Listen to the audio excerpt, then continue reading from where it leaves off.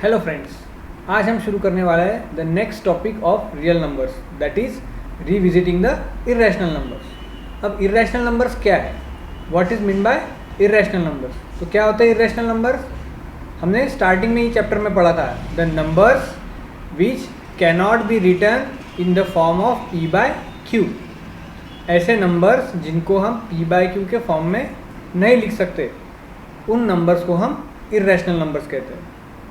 ठीक है, तो अब इरेशनल नंबर्स हमें पता है, तो अब इससे रिलेटेड एक थ्योरम है, एक स्टेटमेंट है जो हमें देखना है, that is if p be the any prime number and if p divides a square then p also divides a। अगर एक p कोई प्राइम नंबर है और अगर वो किसी स्क्वायर नंबर को डिवाइड कर रहा है, मतलब किसी का भी स्क्वायर हो, अगर वो उसे डिवाइड कर रहा है तो वो उस नंबर को भी डिवाइड करेगा, मतलब उसके स्क्वायर रूट को भी डिवाइड करेगा। फॉर एग्जाम्पल, इफ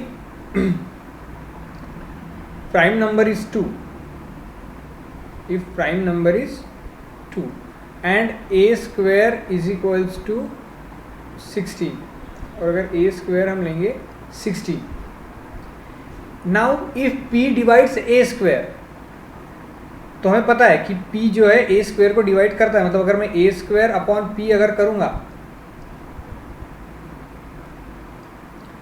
अगर मैं a स्क्वायर अपॉन p करूंगा तो मुझे क्या मिलेगा, 16 अपॉन 2 दैट इज 8 बराबर। तो वैसे ही अगर ये 2 अगर a स्क्वायर को डिवाइड कर रहा है, मतलब 16 को डिवाइड कर रहा है, तो a को भी डिवाइड करेगा। तो a square is equal to 16 है, तो a इज इक्वल्स टू क्या होगा, 4, मतलब 4 बाय a, मतलब 4 बाय 2 इज इक्वल्स टू 2। मतलब ये जो 2 अगर 16 को डिवाइड कर रहा है तो वो 4 को भी डिवाइड करेगा। That means if any prime number p divides a square then it will also divide a। वो अगर a स्क्वायर को डिवाइड कर रहा है तो वो a को भी डिवाइड करेगा। ठीक है, so now using this we have to prove that root 2 is irrational. अब इसी स्टेटमेंट का यूज करके हमें प्रूव करना है कि रूट 2 क्या है, इरेशनल है। तो अब अगर रूट 2 को इरेशनल प्रूव करना है तो सबसे पहले हम अज्यूम करेंगे दैट रूट 2 इज रैशनल।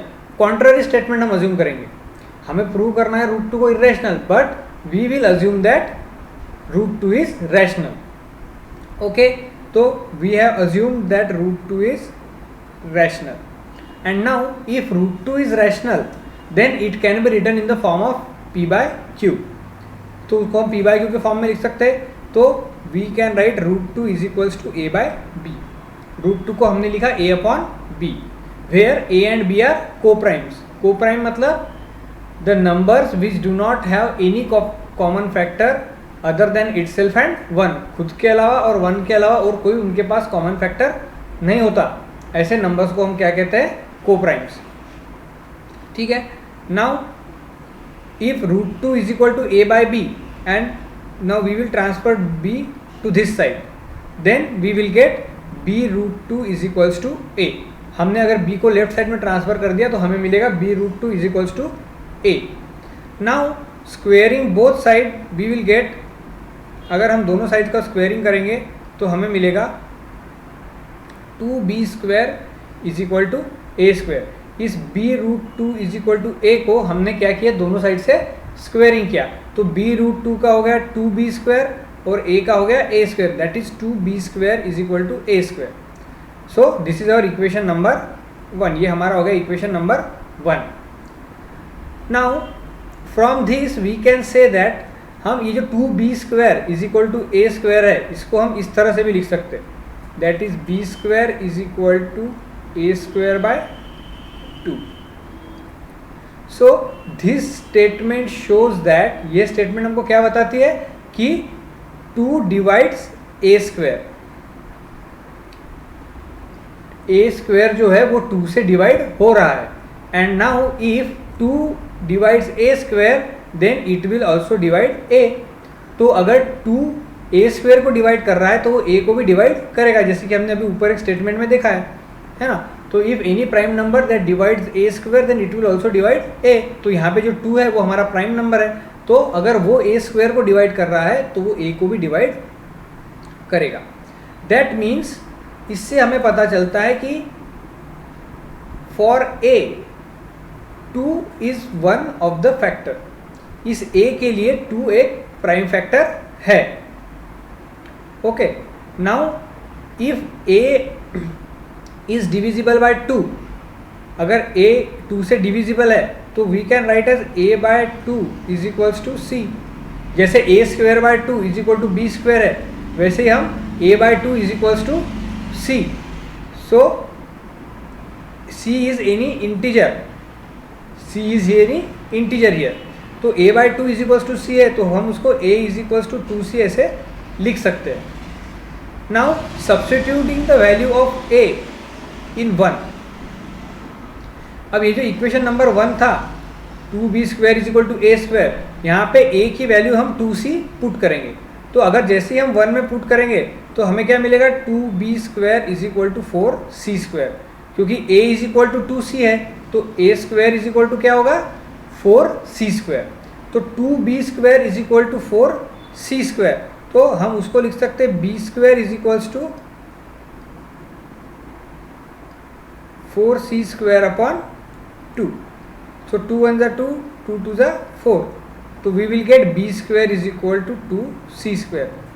अब b square is equal to 2c square जब हमें मिला तो हम उसको भी इस तरह से लिख सकते हैं कि c is equals to b square by 2 is equals to c square.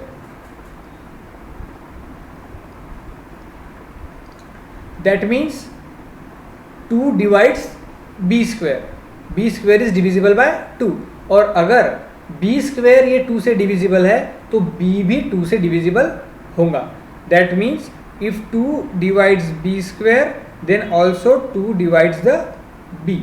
अगर b स्क्वायर 2 से डिवाइड हो रहा है तो b भी 2 से डिवाइड ज़रूर होगा।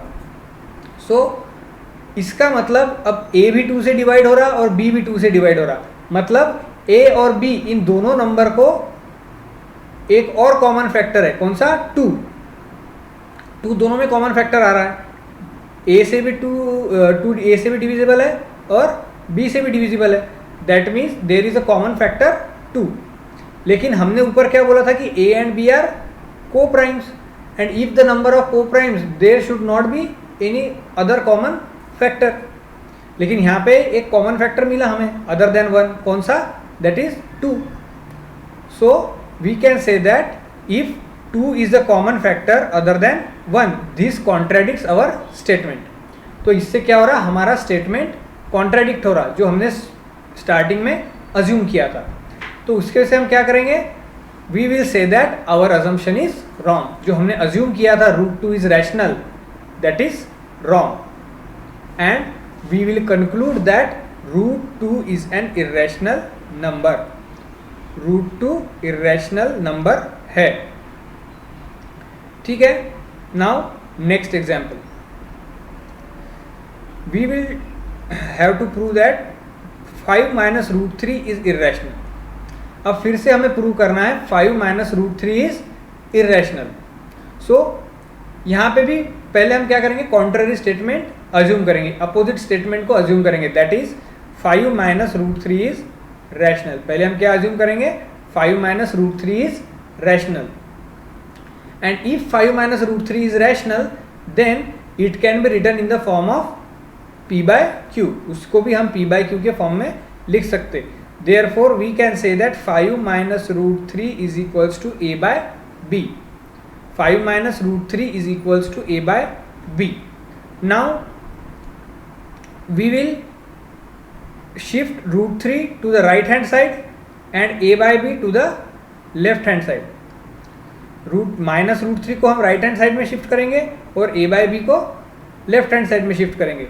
सो we will get √3 is equals to 5 minus a upon b, और इसको क्रॉस मल्टीप्लाई करके अगर हम सॉल्व करेंगे तो हमें मिलेगा √3 is equals to 5b minus a upon b। अब हमें पता है कि a and b are integers. हमें क्या पता है कि a एंड b क्या है, इंटीजर्स है, and if a and b are integers then 5b minus a upon b is a rational. अगर a और b दोनों इंटीजर है और 5 भी इंटीजर है, so we can say that 5b minus a upon b is a rational number. और अगर 5b minus a upon b rational number है तो √3 भी क्या होगा, रैशनल। उस हिसाब से √3 भी रैशनल होना चाहिए। क्यों? Because √3 is equals to 5b minus a upon b। अगर ये वाली टर्म अगर रैशनल है तो दूसरी वाली टर्म भी रैशनल होनी चाहिए, क्योंकि दोनों इक्वल है। लेकिन हमें पता है कि √3 इर्रेशनल नंबर है। We know the fact that √3 is an irrational number. So if √3 is irrational and here we are saying that √3 is rational, these both statements are contradict themselves। दोनों स्टेटमेंट एक दूसरे को क्या कर रहे हैं, कॉन्ट्राडिक्ट कर रहे हैं। So this contradict has arisen because of our incorrect assumption. ये कॉन्ट्राडिक्शन क्यों आया? क्योंकि हमारा अजम्पशन गलत है। Our assumption is wrong that 5 minus √3 is rational. 5 minus √3 ये रैशनल नंबर है, ये जो हमने अज्यूम किया था वो गलत है। इसीलिए हमारा यहाँ पे कॉन्ट्राडिक्शन आया है, क्योंकि एक स्टेटमेंट में हम बोल रहे हैं कि √3 रैशनल है और दूसरे स्टेटमेंट में हम बोल रहे हैं कि √3 इर्रेशनल है। मतलब हम हमारी ही स्टेटमेंट को क्या कर रहे हैं, कॉन्ट्राडिक्ट कर रहे हैं। इसलिए this contradict has arisen because of our wrong assumption. Therefore we can conclude that 5 minus √3 is irrational. इसलिए हम क्या कंक्लूड कर सकते हैं, 5 माइनस √3 इज इर्रेशनल। ठीक है, तो इस तरह से आप प्रूव कर सकते हैं। अब हम देखेंगे एक्सरसाइज 1.3। अब एक्सरसाइज 1.3 में क्या है, first question is prove that √5 is irrational. हमें प्रूव करना है √5 इज इर्रेशनल। सो ये बिल्कुल हमें वैसे ही प्रूव करना है जैसे हमने √2 के लिए किया था। ठीक है, पहले हम क्या कंसीडर करेंगे, we will assume that √5 is a rational number. Opposite statement हम अज्यूम करेंगे that √5 is a rational number. और अगर √5 रैशनल नंबर है then it can be written in the form of a by b। हम उसको √5 is equal to a by b ऐसा लिख सकते, where a and b are coprimes. Now again b is shifted this side, then we can write as b √5 is equals to a।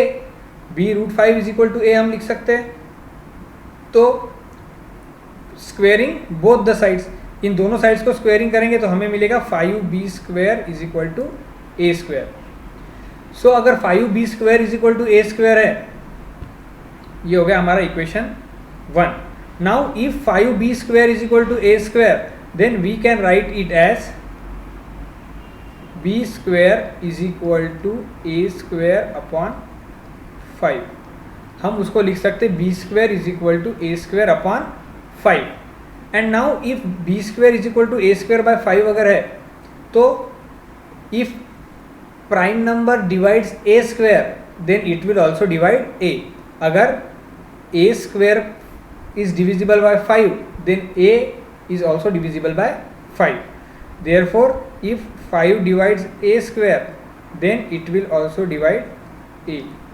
अगर 5 a² को divide कर रहा है तो वो a को भी डिवाइड ज़रूर करेगा, which means that a has one more factor 5 other than 1।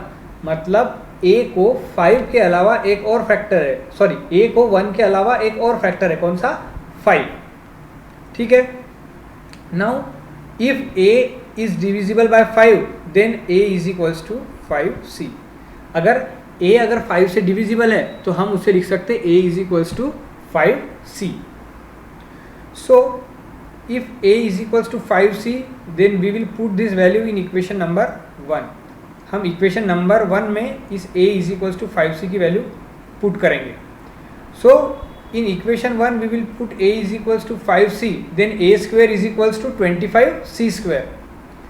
a is equal to 5c है तो a² is equal to क्या होगा, 25c²। तो 5b² is equals to 25c²।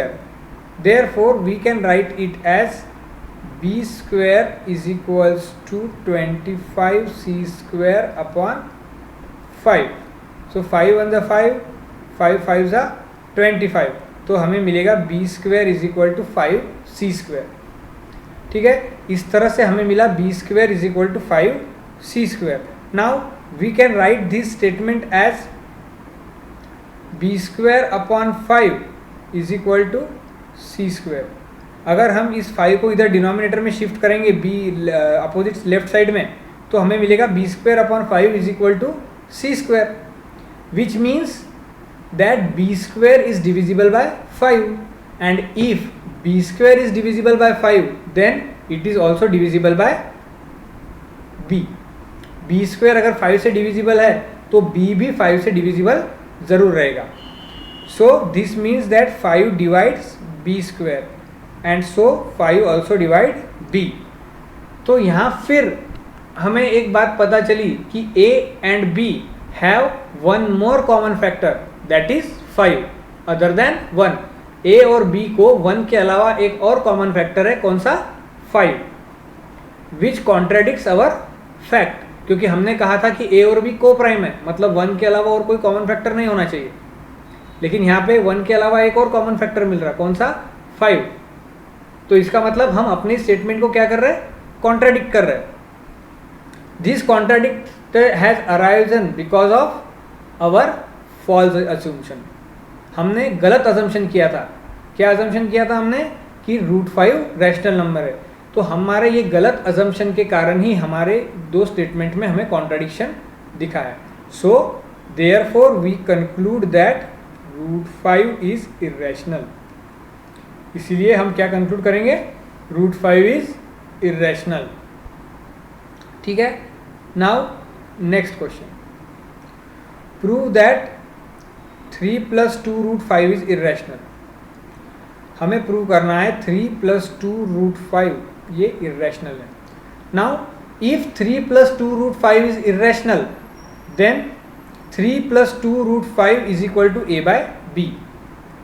हम उसे a/b के फॉर्म में लिख सकते हैं अगर रैशनल है तो again we will move this 3 to right hand side, so it will become -3. so 2√5 is equal to a/b minus 3. so 2√5 is equal to a/b minus 3. then cross multiplication हम इसका करेंगे तो हमें मिलेगा 2√5 is equals to a minus 3b upon b. ठीक है. so 2√5 is equals to a minus 3b upon b. अब क्या करेंगे? इस 2 को इधर डिनोमिनेटर में लेके आ जाएंगे, डिवीजन में. लेफ्ट साइड में मल्टीप्लिकेशन में है तो राइट साइड में जाएगा तो डिवीजन में हो जाएगा. So we will get √5 is equals to a minus 3b upon 2b. अब a and b are integers. हमें पता है कि a और b क्या है? इंटीजर्स है. और अगर a और b इंटीजर्स है और 3 और 2 तो इंटीजर्स है ही, सो ये जो पूरा टर्म है a minus 3b upon 2b ये रैशनल रहेगा क्योंकि a और b भी इंटीजर्स है और 3 और 2 भी इंटीजर्स है. सो a minus 3b upon 2b is rational. और क्योंकि a minus 3b upon 2b is equal to √5 है तो √5 भी क्या होना चाहिए? रैशनल होना चाहिए. अगर a minus 3b upon 2b अगर रैशनल है तो √5 भी क्या होना चाहिए? रैशनल होना चाहिए. लेकिन हमने अभी अभी प्रूव किया है. क्या प्रूव किया हमने? कि √5 इज इर्रेशनल. हमने अभी अभी प्रूव किया ना कि √5 इर्रेशनल है. तो फिर अब ये कैसे होगा? क्योंकि एक स्टेटमेंट में हम बोल रहे हैं कि √5 रैशनल है, लेकिन अभी हमने प्रूव किया कि √5 इर्रेशनल है. तो ये क्या हो रहा?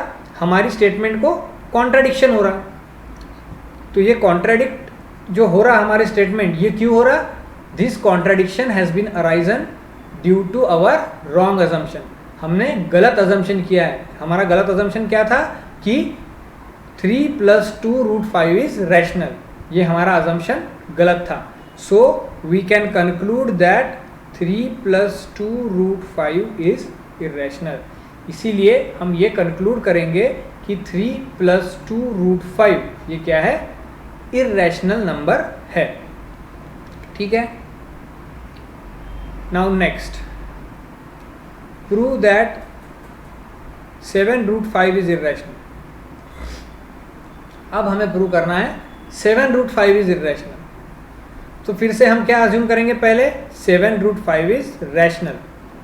We will assume that 7√5 is rational, and if 7√5 is rational then it can be written in the form of a/b। हम उसे a/b के फॉर्म में लिख सकते हैं। So if 7√5 is equals to a/b then √5 is equals to a/7b। तो 7√5 is equals to a/b है, तो यहाँ मल्टीप्लीकेशन में 7 है, तो यहाँ डिवीजन में चला जाएगा अपोजिट साइड में। सो √5 इज इक्वल्स टू a/7b हो जाएगा। Now if a and b are integers, अब a एंड b क्या है, इंटीजर्स है। सो a/7b ये क्या होगा, रैशनल होगा, और a/7b रैशनल है तो √5 भी रैशनल होना चाहिए। अगर a/7b रैशनल है तो √5 भी रैशनल होना चाहिए। So this contradicts our fact. ये फिर से हमारा फैक्ट को कॉन्ट्राडिक्ट कर रहा है, क्योंकि √5 क्या है, इरेशनल। हम ही ने प्रूव किया है ना कि √5 इरेशनल है, तो फिर से ये स्टेटमेंट कॉन्ट्राडिक्ट हो रहा है। तो फिर से ये स्टेटमेंट कॉन्ट्राडिक्ट हो रहा है, इसीलिए हमारा अजम्पशन क्या है, गलत है। ये कॉन्ट्राडिक्शन क्यों हो रहा है, क्योंकि हमारा अजम्पशन गलत है। हमारा अजम्पशन क्या गलत है, दैट 7√5 इज रैशनल। ये जो हमारा अजम्पशन है ये गलत है। So we can conclude that 7√5 is irrational. हम क्या कंक्लूड कर सकते हैं, 7√5 इज इरेशनल। ठीक है, next question, we have to prove that 1/√2 is irrational. हम √2 को तो इरेशनल प्रूव कर ही चुके हैं, अब हमें क्या प्रूव करना है, 1/√2 is irrational. Now if 1/√2 is irrational we will assume that 1/√2 is rational, and now if 1/√2 is rational it can be written in the form of a/b। तो हम 1/√2 को लिख सकते 1/√2 इज इक्वल्स टू a/b। अब इसको cross shift करेंगे, इस b को इधर शिफ्ट करेंगे, √2 को इधर शिफ्ट करेंगे। So we will get b is equals to a√2, और a को जब फिर से इधर डिनोमिनेटर में लेके आएंगे तो हमें मिलेगा b/a इज इक्वल्स टू √2। सो अब हमें मिला b/a इज इक्वल्स टू √2, तो a and b are integers. अब यहाँ पे भी a और b इंटीजर्स है, तो √2 इज रैशनल। अगर a और b इंटीजर्स है तो b/a रैशनल होगा, तो b/a अगर रैशनल है तो √2 भी रैशनल होना चाहिए, है ना। लेकिन हमें पता है कि √2 रैशनल नहीं है। क्यों रैशनल नहीं है √2, क्योंकि हम ही ने प्रूव किया है उसको इरेशनल। हम ही ने √2 को इरेशनल प्रूव किया है ना, तो हमें पता है कि √2 क्या है, इरेशनल है। लेकिन यहाँ क्या बोल रहा है कि √2 रैशनल है, तो ये क्या हो रहा, हमारे अजम्पशन को कॉन्ट्राडिक्ट हो रहा। हमारी स्टेटमेंट क्या हो रही, कॉन्ट्राडिक्ट हो रही। क्यों कॉन्ट्राडिक्ट हो रही, because our assumption is wrong. हमारा अजम्पशन गलत है, तो हमारे गलत अजम्पशन के कारण हमारी दो स्टेटमेंट्स कॉन्ट्राडिक्ट हो रही है। इसीलिए हमें पता चलेगा, we conclude that 1/√2 is irrational. 1/√2 irrational है, ठीक है। Now next question, prove that 6 + √2 is irrational. हमें प्रूव करना है 6 + √2 इरेशनल है। तो फिर से वही, let us assume 6 + √2 is rational. हमें क्या अज्यूम करना होगा, 6 + √2 रैशनल है। तो अगर 6 + √2 रैशनल है तो it can be written in the form of a/b। उसे हम a/b के फॉर्म में लिख सकते हैं। तो 6 + √2 is equals to a/b, and if 6 + √2 is equals to a/b, so 6 is shift in the right hand side। हम 6 को राइट हैंड साइड में शिफ्ट करेंगे तो इट विल बिकम -6। सो √2 इज इक्वल टू a/b -6। इसको क्रॉस मल्टीप्लाई करेंगे तो we will gate a - 6b/b। तो √2 is equals to a - 6b/b। अब a और b इंटीजर्स है तो a minus 6b upon b is a rational. अगर a और b इंटीजर्स है और माइनस 6 तो ऑलरेडी इंटीजर है ही, तो a minus 6b upon B ये क्या हुआ, रैशनल हुआ। और क्योंकि a minus 6b upon b is equal to √2 है, तो अगर ये टर्म अगर रैशनल है तो ये वाली टर्म भी रैशनल होनी चाहिए।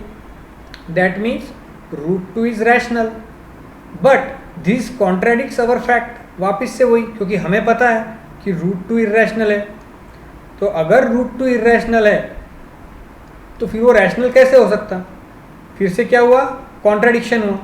तो कॉन्ट्राडिक्शन क्यों हुआ, this contradiction arises due to our wrong assumption. हमारा अजम्पशन गलत था, because √2 is irrational, so we can say that 6 plus √2 is also irrational। क्योंकि √2 irrational है तो 6 plus √2 भी irrational रहेगा। तो इससे हमें इस एक्सरसाइज में हमने क्या देखा कि इर्रेशनल नंबर्स को कैसे प्रूव करना है।